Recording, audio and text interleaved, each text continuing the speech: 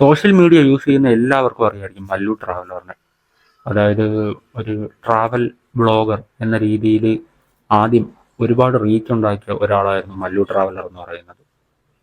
ഒരു 2019 കാലഘട്ടം കഴിഞ്ഞപ്പോഴാണ് പുള്ളിക്കാരൻ്റെ പേര് കൂടുതലായിട്ട് കേൾക്കാൻ തുടങ്ങിയത്. അതേപോലെ വേൾഡ് റൈഡ്, അങ്ങനത്തെ ഇഷ്ടംപോലെ കാര്യങ്ങൾ പുള്ളിക്കാരൻ ചെയ്തിട്ടുണ്ടായിരുന്നു. അപ്പം പുള്ളിക്കാരനെതിരെ ഒരു പീഡന കേസ്, അതും പോക്സോ കേസ് ഒരു ഫയൽ ചെയ്ത ഒരു കേസ് ഉണ്ടായിരുന്നു. ഇപ്പോൾ ഏകദേശം ഒരു വർഷത്തിന് ശേഷം, ആ ഒരു ബാറ്റിലിന് ശേഷം പുള്ളിക്കാരൻ തെറ്റുകാരനല്ല എന്ന് തെളിഞ്ഞിരിക്കുകയാണ്. അങ്ങനെ പുള്ളിക്കാരൻ അതിനെപ്പറ്റിയൊക്കെ ഒരു വീഡിയോ അപ്ലോഡ് ചെയ്തിട്ടുണ്ടായിരുന്നു. കേരളത്തിലെ മാധ്യമങ്ങളും ഓൺലൈൻ മാധ്യമങ്ങളും ഒക്കെ ആഘോഷിച്ച ഒരു സംഭവം ഉണ്ടായിരുന്നു, മല്ലു ട്രാവലറിനെതിരെ പോക്സോ കേസ്.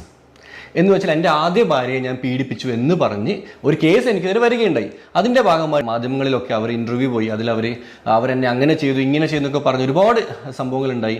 കേരളത്തിലെ ജനങ്ങൾ ഒരുപാട് പേര് എന്നെ പല സ്ഥലങ്ങളിലും എന്നെയും എൻ്റെ കുടുംബത്തെയും താറുമാറാക്കി. ഒരു വർഷത്തിന് ശേഷം കേസ് നടത്തി. ഇന്ന് ആ കേസിൽ കോടതി എന്നെ കുറ്റവിമുക്തനാക്കി. ഈ ഒരു ന്യൂസ്, അതായത് പുള്ളിക്കാരൻ പീഡന കേസിൽ അറസ്റ്റിലായി എന്ന് പറഞ്ഞപ്പോൾ എത്ര മെയിൻ സ്ട്രീം ചാനൽസാണ് ഇത് പബ്ലിഷ് ചെയ്യാൻ നിന്നത്. മെയിൻ സ്ട്രീം ചാനൽസും ഓൺലൈൻ ചാനൽസും എല്ലാ സ്ഥലത്തും മല്ലു ട്രാവലർ എന്ന പേര് മാത്രമേ ഉള്ളായിരുന്നു. പോക്സോ കേസിൽ അകത്തായി എന്നൊക്കെ പറഞ്ഞു. അതേപോലെ അതിനിടയ്ക്കും ഒരു കേസ് വന്നിട്ടുണ്ടായിരുന്നു, ഒരു ഫോറിൻ ലേഡിയെ പീഡിപ്പിക്കാൻ ശ്രമിച്ചു എന്നും പറഞ്ഞു. അത് പിന്നെ ഫെയിമിന് വേണ്ടിയും പൈസയ്ക്ക് വേണ്ടിയാണെന്നും പറഞ്ഞ് അത് ആ ഒരു കേസ് മാറിപ്പോയായിരുന്നു. പക്ഷെ ഇത് അതുപോലെ അല്ലായിരുന്നു. ഇഷ്ടം പോലെ, ഞാനും കണ്ടിട്ടുണ്ടായിരുന്നു, ഞാൻ ആ സമയത്ത് ചാനൽ തുടങ്ങിയിട്ടില്ലായിരുന്നു. ഇഷ്ടം പോലെ ന്യൂസ് ഉണ്ടായിരുന്നു. പക്ഷെ അതേസമയം കുറ്റക്കാരനല്ല എന്ന് തെളിഞ്ഞ് കോടതി വിധി വന്നിട്ടും ഒറ്റ മെയിൻ സ്ട്രീം ചാനൽസ് ഇത് പബ്ലിഷ് ചെയ്തിട്ടില്ല ഇങ്ങനെ ഒരു വാർത്ത എന്ന് പറയുന്നത്. ഒരു പീഡന കേസിൽ ഒരാളെ അറസ്റ്റ് ചെയ്യുമ്പോൾ അതെല്ലാവരിലേക്കും എത്തിക്കാനുള്ള ത്വര, ആ അറസ്റ്റ് ചെയ്യപ്പെട്ട ആൾ തെറ്റുകാരനല്ല എന്ന് തെളിയുമ്പോഴും ബാക്കിയുള്ളവരിൽ എത്തിക്കാൻ ആ ഒരു ത്വര ഒന്ന് കാണിച്ചാൽ കൊള്ളാമായിരുന്നു. അത് ഞാൻ പ്രത്യേകിച്ച് ഒരു ചാനലിനെ മെൻഷൻ ചെയ്തല്ല പറയുന്നത്, എല്ലാവരുടെ അടുത്തുകൂടെയാണ് പറയുന്നത്. മല്ലു ട്രാവലറുടെ വീഡിയോ എന്ന് പറയുന്നത് ഏകദേശം അരമണിക്കൂർ നീളമുണ്ട്. പക്ഷേ എല്ലാം എടുത്ത് വെച്ച് റിയാക്ട് ചെയ്യാൻ നിന്നാൽ ഏകദേശം 1.5 മണിക്കൂർ പോകും. സോ എനിക്ക് കേട്ടിട്ട് എൻ്റെ അഭിപ്രായം പറയണമെന്ന് തോന്നിയ കുറച്ച് കാര്യങ്ങൾ മാത്രമേ ഇവിടെ വയ്ക്കുന്നുള്ളൂ. അതിനിടയിൽ വേറെ കാര്യം നടന്നിരുന്നു. ഞാൻ ഗൾഫിലുള്ള സമയത്ത് ഞാൻ പോലും അറിയാതെ അവൾ ഡൈവോഴ്സ് വാങ്ങി. നമ്മുടെ നാട്ടിലത്തെ നിയമം ഉപയോഗിച്ചിട്ട് അവൾ ആദ്യം ചെയ്തത്, അവൾ തലശ്ശേരി സ്റ്റേഷനിൽ പോയി എനിക്കെതിരെ കേസ് കൊടുത്തു. ഇതല്ല കേട്ടോ, അവൾ എനിക്കെതിരെ മുന്നേ കേസ് കൊടുത്തിട്ടുണ്ട്. നിങ്ങളൊന്നും അതൊന്നും അറിഞ്ഞിട്ടില്ലല്ലോ. അവൾ 2014-15 എങ്ങാണ്ട് അവൾ എനിക്കെതിരെ കേസ് കൊടുത്തു. ആ കേസിൽ അവൾ പറഞ്ഞത് ഞാൻ അവളെ പീഡിപ്പിക്കുന്നുണ്ട്, ശാരീരികപരമായിട്ട് പീഡിപ്പിക്കുന്നുണ്ട്, മാനസികപരമായിട്ട് പീഡിപ്പിക്കുന്നുണ്ട്. ഈ ഒരു വീഡിയോയിലെ തുടക്കത്തിൽ കുറച്ചൊക്കെ പുള്ളിക്കാരൻ്റെ ലൈഫും പുള്ളിക്കാരൻ എങ്ങനെയാണ് ഇവിടെ എത്തിയതും, അതുപോലെ ഈ ആദ്യത്തെ വൈഫിൻ്റെ കാര്യമൊക്കെ പറയുന്നുണ്ട്. അതായത് പുള്ളിക്കാരി റെക്കോർഡിക്കലി ഉള്ള കാര്യമല്ല, ഏകദേശം 4 കല്യാണം കഴിച്ചിട്ടുണ്ടെന്നും 2 ലിവിങ് ടുഗദർ ആണെന്നും. ആദ്യത്തെ ഭർത്താവ് എന്ന് പറഞ്ഞാൽ മല്ലു ട്രാവലറാണ്. ബാക്കി അത് കഴിഞ്ഞിട്ടുള്ള കാര്യമാണ് പറയുന്നത്. ഇപ്പം എവിടെയാണ്, ആരുടെ കൂടെ ആണെന്നൊക്കെ പേരുൾപ്പെടെ പുള്ളിക്കാർ ആ വീഡിയോ പറയുന്നുണ്ട്. അതൊന്നും ഞാൻ ഇവിടെ വെക്കുന്നില്ല. പക്ഷേ ഇതാ ഈ പോർഷനിൽ പറയുന്നുണ്ട്, പുള്ളിക്കാരൻ അതായത് മല്ലു ട്രാവലർ അറിയാതെ അദ്ദേഹത്തിൻ്റെ വൈഫ് ഒരു ഡിവോഴ്സ് വാങ്ങിച്ചു എന്നാണ് പറയുന്നത്. അത് എത്രത്തോളം പോസിബിൾ ആണെന്ന് എനിക്ക് എങ്ങനെ ചിന്തിച്ചിട്ടും മനസ്സിലാകുന്നില്ല. കാരണം ഒരു ഡിവോഴ്സ് എന്ന് പറയുമ്പോൾ പെട്ടെന്ന് എടുത്തു കൊടുക്കുന്ന ഒരു സംഭവമല്ല. അതിന് കൗൺസിലിംഗ് സെക്ഷനും കാര്യങ്ങളും എല്ലാം ഉണ്ട്. അത് ഒരു പേപ്പർ പോലും വീട്ടിൽ വന്നില്ല എന്ന് പറഞ്ഞാൽ അത് എങ്ങനെ അവർ സാധിച്ചെടുത്തു എന്ന് അതൊരു വലിയ ചോദ്യമാണ്.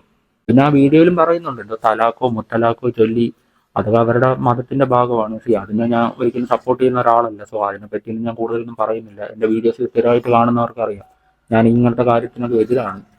സോ അതിനെപ്പറ്റിയൊന്നും ഞാൻ ഒന്നും പറയുന്നില്ല. പക്ഷേ എങ്കിലും ഒരു വക്കീൽ നോട്ടീസ് പോലും വന്നില്ലെന്ന് പറഞ്ഞാൽ, പുള്ളിക്കാരൻ അറിഞ്ഞില്ലെന്ന് പറഞ്ഞാൽ അത് എനിക്ക് മനസ്സിലാകുന്നില്ല. ഇനി ആ എത്ര കാലം മുമ്പത്തെ കാര്യമാണ് പറയുന്നത്, എങ്കിലും കൂടിപ്പോയി ഒരു 7-8 വർഷത്തെ മുമ്പത്തെ കാര്യമാണ് പറയുന്നത്. അപ്പോഴും ഈ ഒരു ലോ ഡിവോഴ്സിന്റെ കാര്യത്തിൽ ഇങ്ങനെയൊക്കെ തന്നെ ആയിരുന്നു, വലിയ മാറ്റമൊന്നുമില്ല.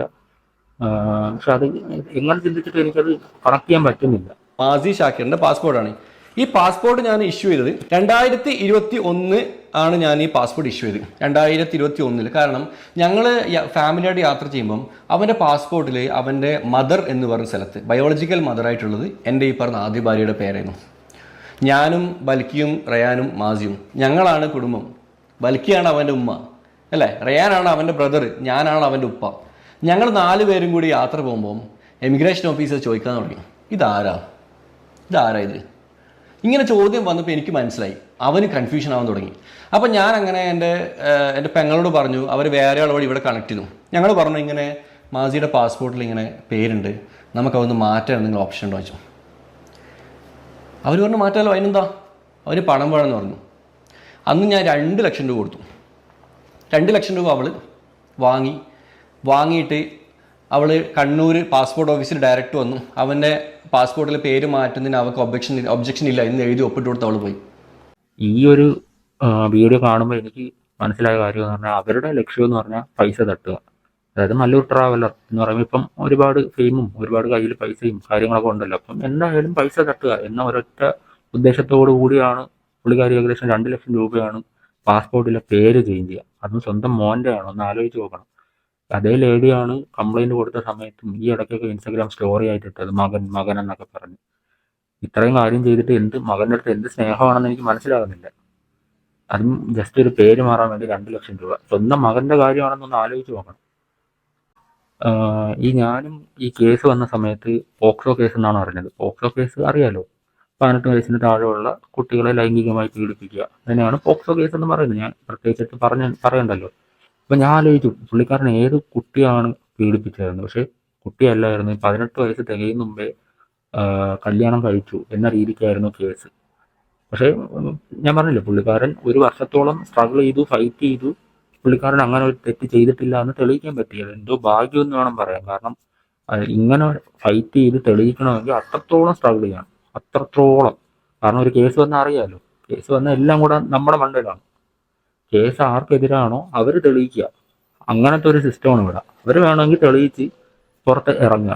ആ ഒരു സിസ്റ്റമാണ് ഇവിടെ നടക്കുന്നത്. ആൾക്കാരാണ് പോക്സോ കേസിലെ പ്രതി എന്ന് പറയാം അല്ലേ. എന്നെ അങ്ങനെ ആ ഒരു കേസിൽ പ്രതിയാക്കി. ഞാൻ ചെയ്ത തെറ്റെന്താ? ഒരു കല്യാണം കഴിച്ചു. അതും 18 വയസ്സായി എന്ന് ഞങ്ങളോട് പറഞ്ഞിട്ട് തന്നെയാണ് ഞങ്ങളെ കല്യാണം കഴിച്ചത്. ആ കല്യാണത്തിന് കൂട്ടുനിന്ന പള്ളിക്കാരുണ്ടല്ലോ, അവരോട് പറഞ്ഞത് 18 വയസ്സാണ്. 18 വയസ്സ് തികയാത്ത ഒരു പെണ്ണിനെ പള്ളിക്കാർക്ക് അറിയില്ലേ? അവർക്ക് കേസ് വരുന്നവർക്ക് അറിയില്ല, അവർ കെട്ടിച്ചു കൊടുക്കാൻ നിൽക്കും.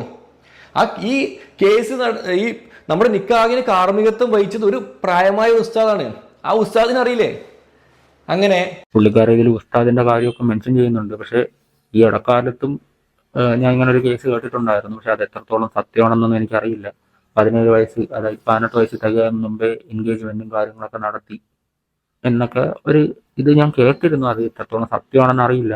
ഞാൻ ഈ കേസ് കേട്ടപ്പോൾ എനിക്ക് പെട്ടെന്ന് അതാണ് ഓർമ്മ വന്നത്. കാരണം അത്രയും പ്രായമുള്ള ഒരാളാണ്, ആ ആൾക്ക് അറിഞ്ഞുകൂടെ എന്നൊക്കെ രീതിയിലാണ് പുള്ളിക്കാരൻ സംസാരിക്കുന്നത്.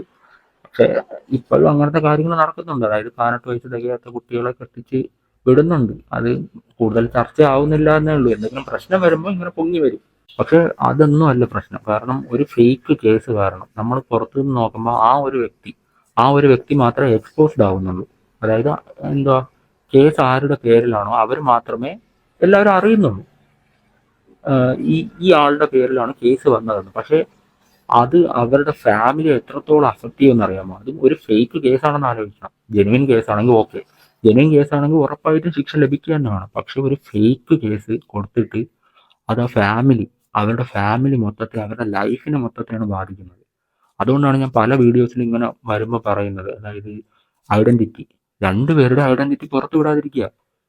കുറ്റക്കാരൻ അല്ലെങ്കിൽ കുറ്റക്കാരാണെന്ന് തെളിഞ്ഞ ശേഷം മാത്രം ഐഡന്റിറ്റി പുറത്തു വിടുക. കുറ്റക്കാരനാണെന്ന് തെളിഞ്ഞാൽ ഉറപ്പായിട്ടും ഐഡന്റിറ്റി പുറത്തു വിടണം. 10 പേര് അറിയുക തന്നെ വേണം. പക്ഷെ ഒന്ന് ആലോചിച്ച് നോക്കി, ഇങ്ങനത്തെ ഒരു ഫേക്ക് കേസാണ്. ഇപ്പം അറസ്റ്റ് ചെയ്ത കാര്യം എല്ലാവരും അറിഞ്ഞു. ഇങ്ങനെ ഇത് ഒരു ഫേക്ക് കേസാണെന്ന് ആരെങ്കിലും അറിഞ്ഞോ? പുള്ളിക്കാരൻ വീഡിയോ ഇട്ടില്ലായിരുന്നെങ്കിൽ ഇത് ആരും അറിയാൻ പോണില്ല. കാരണം മെയിൻ സ്ട്രീം ചാനൽസ് ഒന്നും ഇത് റിപ്പോർട്ട് ചെയ്യാൻ പോണില്ല. അതാണ് മറ്റൊരു സത്യം. ഒരുപാട് പ്രശ്നങ്ങൾ വന്നു, അതൊക്കെ പോട്ടെ.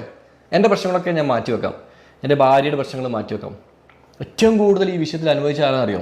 എൻ്റെ മോനാ മാസി. അവൻ സ്കൂളിൽ നിന്ന് ബുള്ളി ചെയ്യാൻ തുടങ്ങി.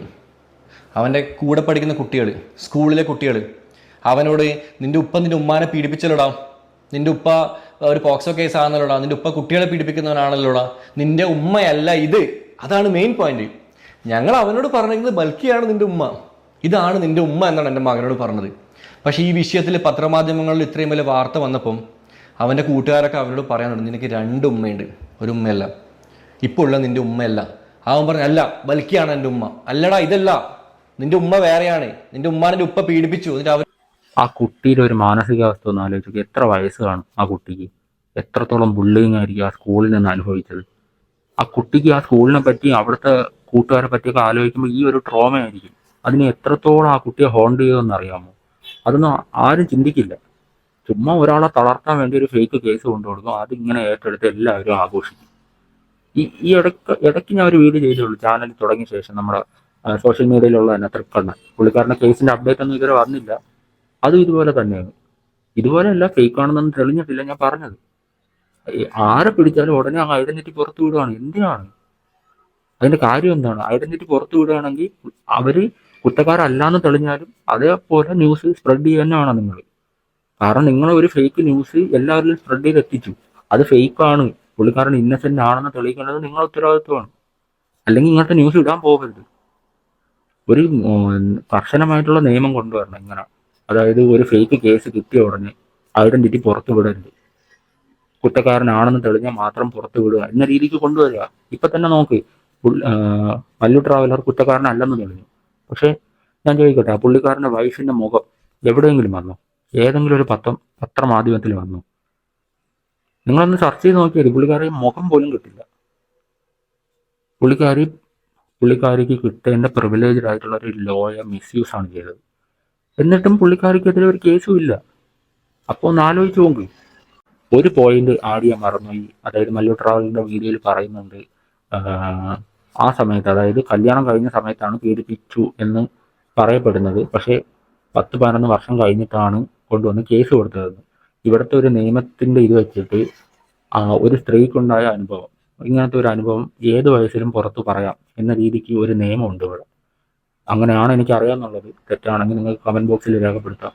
ഞാൻ മനസ്സിലാക്കിയത് അങ്ങനെയാണ്. സോ ആ ഒരു പോയിന്റും കൂടെ ആഡ് ചെയ്യണമെന്ന് തോന്നി. So okay, by.